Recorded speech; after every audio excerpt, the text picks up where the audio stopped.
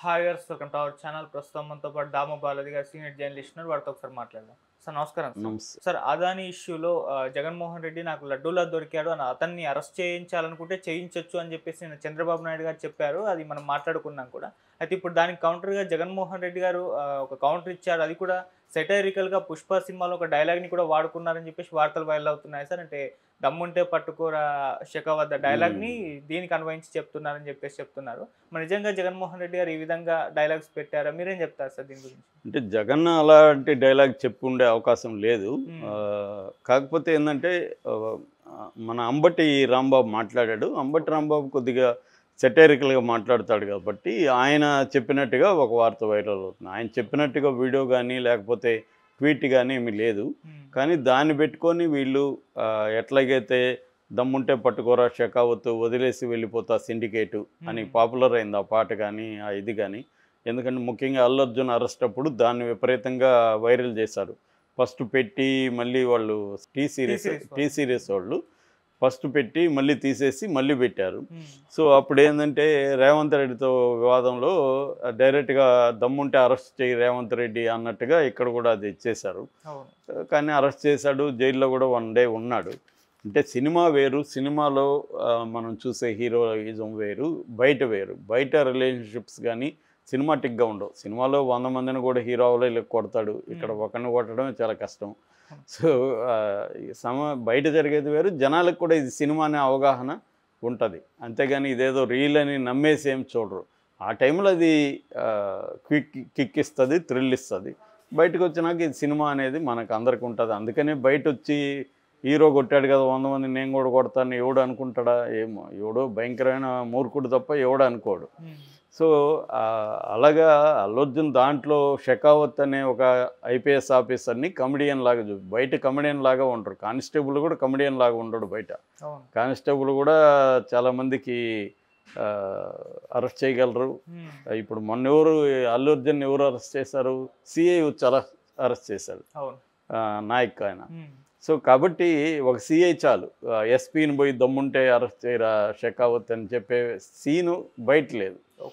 So దాన్ని ఇప్పుడు జగన్ ఉపయోగించుకొని, ఎందుకంటే చంద్రబాబు దీని కాంటెక్స్ట్ ఏంటి? చంద్రబాబు మొన్న మాట్లాడుతూ నేను వైసీపీ మీద మా ప్రభుత్వం కక్షపూరితంగా వ్యవహరిస్తుంది, అరెస్టులు చేస్తుంది విమర్శలు ఉన్నాయి. నిజానికి నాకు జగన్ అదాని కేసులో లడ్డులాగా దొరికాడు, నేను అనుకుంటే గంటలో అరెస్ట్ చేసి అతన్ని విచారణ చేయగలను అనేది చంద్రబాబు అన్నాడు.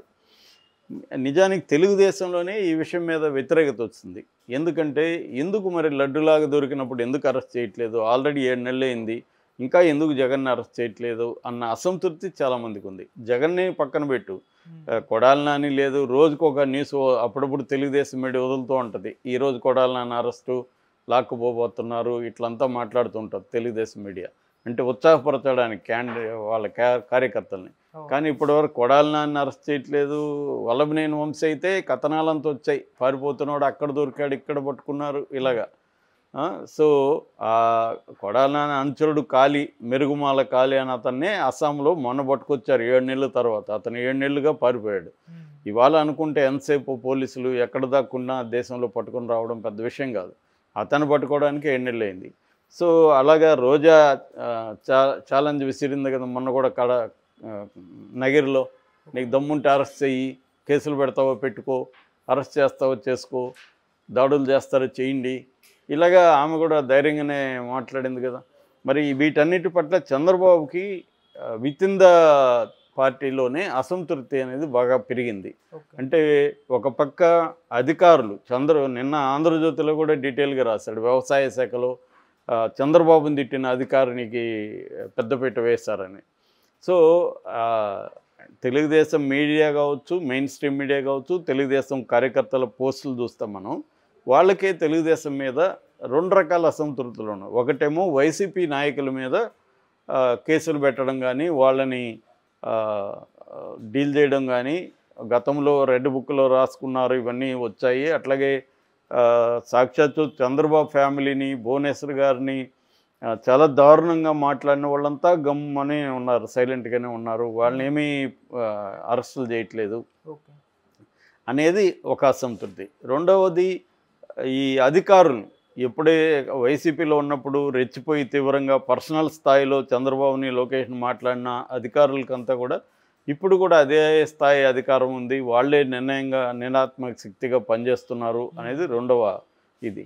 ఇక మూడవ యాంగిల్ ఏంటంటే, మేము పనిచేసి కార్యకర్తలు లేకపోతే కింది స్థాయి నాయకులు దెబ్బలు తిని కేసులు పెట్టుకొని జైళ్ళకి వెళ్ళి బాధలు పడితే మాకు ఏమీ లేదు. ఇవాళ ఎవడోడో వస్తున్నాడు, ఆ పార్టీలోంచి జనసేనలో చేరుతున్నారు, తెలుగుదేశంలో చేరుతున్నారు, బీజేపీలో చేరుతున్నారు, వాళ్ళకే మళ్ళీ వాళ్ళే దోపిడీ చేసుకో అక్కడ వాళ్ళే అప్పుడు ఇప్పుడు మళ్ళీ వీళ్ళ కింద మేము పనిచేయాలి, మాకేం ఊరిగింది కార్యకర్తలకి, ఓన్లీ బీమాలు ఇన్సూరెన్స్లు అవి చేస్తున్నారు తప్ప మాకేమీ లేదనేది ఒక బాధ ఉంది. అంటే ఎమ్మెల్యేలు వీళ్ళే విపరీతంగా తినేస్తున్నారు, సేమ్ అధికారులే మళ్ళీ జులుం చలాయిస్తున్నారన్న అసంతృప్తి తెలుగుదేశంలో కేడర్లో ఉంది.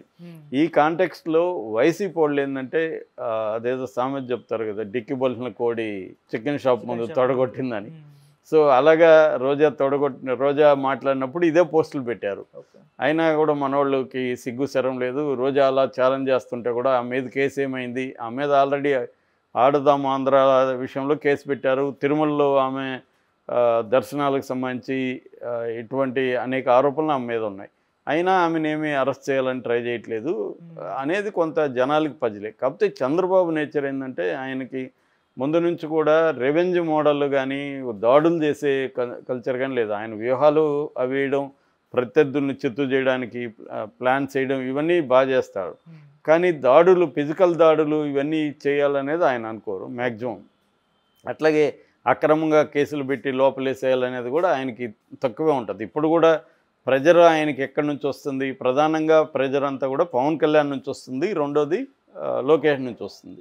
ఎందుకంటే రిలేటివ్లీ వాళ్ళిద్దరూ యంగ్ బ్లడ్ కాబట్టి వాళ్ళకి కక్ష ఉండొచ్చు. ముఖ్యంగా పవన్ కళ్యాణ్కి ఫస్ట్ టైం అధికారం వచ్చింది కాబట్టి తనకి ఇబ్బంది పెట్టిన వాళ్ళని, తన పార్టీలో ఇబ్బంది పెట్టిన వాళ్ళంతా కూడా ఆయన పనిష్ చేద్దామని అనుకుంటాడు. ఎందుకంటే అతన్ని చాలా తీవ్రంగా వైసీపీ నాయకులు మాట్లాడినారు గతంలో పవన్ కళ్యాణ్కి వ్యతిరేకంగా. సో వాళ్ళ మీద ఆయన కక్ష తీర్చుకుందాం అనుకుంటాడు. ఎందుకంటే ఛాలెంజ్లు విసిరారు ద్వారంపూడి చంద్రశేఖర్ రెడ్డి లాంటి వాళ్ళు. అందుకని ఆయన కాకినాడ షిప్కి వెళ్ళడమే ఉద్దేశమే అది. అంతకుముందు కూడా అనిత మీదకి వెళ్ళడం కూడా ఉద్దేశం ఏంటంటే, వైసీపీ వాళ్ళ మీద ఎందుకు కేసులు పెట్టట్లేదు, వాళ్ళ మీద ఎందుకు సీరియస్గా వెళ్ళట్లేదని ఒక అసంతృప్తినే. మొన్న ఆయన కడప జిల్లా, అన్నమయ్య జిల్లాలో పర్యటించింది కూడా దేనికోసం, వైసీపీ వాళ్ళకి యాంటీగానే. అట్లాగే ఇప్పుడు సజ్జల మీద కేసులు పెట్టమని విచారణకు ఆదేశించింది కూడా దేనికోసం, సజ్జల మీద ఉన్న కోపంతోనే. అలాగే పవన్ కళ్యాణ్కి చాలా సీరియస్గా ఉంది వైసీపీ మీద. చంద్రబాబు ఎంతకంటే కూడా గట్టిగానే మాట్లాడాడు ఎలక్షన్ టైంలో. కానీ చంద్రబాబు పరిస్థితి ఏంటంటే, ఆయన సుదీర్ఘమైన రాజకీయ అనుభవం ఉంది. ప్రతిపక్షంలో ఉన్నప్పుడు మాట్లాడడం వేరు, ఒక ముఖ్యమంత్రిగా ఆయన ప్రయారిటీస్ మారిపోతాయి. ముఖ్యమంత్రిగా ప్రధానంగా ఆయన కర్తవ్యం ఏంటి, అభివృద్ధి, సంక్షేమం, గవర్నెన్స్, ఈ మూడు విషయాల్లో మంచి క్వాలిటీ అందించాలనేది ఆయనకు ప్రధానమైన కర్తవ్యం. అది ఆయనకు తెలుసు, దాని ప్రయారిటీ అది ఇవ్వాలి, మనం అనవసరంగా ఇది చేయకూడదు, అట్ ద సేమ్ టైం కొన్ని విషయాల్ని సహించకూడదు అనేది ఆయనకి, అది కూడా లీగల్గా వెళ్దాం అనేది ఆయనకు ఉంటుంది. కానీ ఇది అలుసుగా తీసుకొని వైసీపీ వాళ్ళు ఏం మాట్లాడుతున్నారంటే, అది ఇందాక చెప్పిన సామెతలాగా డిక్కీ బలిసిన కోడి సామెతలో వీళ్ళు ఛాలెంజ్లు విసరడం మొదలుపెట్టారు. ఇప్పుడు కొత్తగా ఏమొస్తుందంటే, దమ్ముంటే పట్టుకో చంద్రబాబు, లేదా దమ్ముంటే అరెస్ట్ చేయి చంద్రబాబు, నేను వదిలేసి వెళ్ళిపోతా పాలిటిక్స్ అని ఈ స్టైల్లో జగన్ అన్నట్టుగా మాట్లాడుతున్నారు. నిజానికి జగన్ కూడా అలాగా ఏమీ అనడు. ఎందుకంటే అతనేమి దమ్ముంటే నన్ను అరెస్ట్ చేయని జగన్ ఇప్పటివరకు ఎక్కడా మాట్లాడలేదు. దానికి పెద్ద దమ్ముంటే ఏం అవసరం లేదు, అరెస్ట్ చేయాలనుకుంటే చేయొచ్చు. కాకపోతే ఏంటంటే, అలాగా చంద్రబాబు పైన వ్యతిరేకత ఇటు తెలుగుదేశం కేడర్లోనూ ఇటు వైసీపీ వాళ్ళల్లో ఛాలెంజ్ విస్తరుదాం, ఏమవుతుంది, వైసీపీ వాళ్ళకి ఏముందంటే అరెస్ట్ చేస్తే జగన్కి మంచి ఇది వస్తుంది, సింపతి వస్తుంది అనేది వాళ్ళకు ఉండొచ్చు. ఇక్కడ కూడా కేటీఆర్ నన్ను అరెస్ట్ చేయండి అని చెప్పాడు కదా, నేను రెడీగా ఉన్నాను, జైల్లో పోయి యోగా చేసుకుంటాను, ఇవన్నీ చెప్పాడు. అంటే ఒక ఓవరాల్గా కొంత ఎగ్జాంపుల్స్ ఏమంటే, అరెస్ట్ అయ్యి జైల్లో ఉంటే వాళ్ళు ముఖ్యమంత్రులు అవుతారని. గతంలో చంద్రబాబు కావచ్చు, అంతకుముందు జగన్ కావచ్చు, రేవంత్ రెడ్డి కావచ్చు, అలాగా నిజానికి అన్ని చోట్ల అవుతారనేది ఏమీ లేదు. చాలామంది ఏమీ కాలేదు, జగన్ కూడా ఇమీడియట్గా కాలేదు. అట్లా అయినప్పుడు జగన్ 2014లో అయ్యి ఉండాలి కదా ముఖ్యమంత్రి, ఎందుకు కాలేదు? కాబట్టి అదేమీ 100% కాదు. కాకపోతే కొన్ని ఎగ్జాంపుల్స్ని మనకు నచ్చినట్టుగా మన ఎగ్జాంపుల్స్ తీసుకుంటాం ఎప్పుడైనా. మనకు వ్యతిరేకమైన ఎగ్జాంపుల్స్ని మనం పక్కన పెట్టేస్తాం. మనకు అనుకూలమైన ఎగ్జాంపుల్స్ తీసుకోవడం అనేది హ్యూమన్ నేచరు.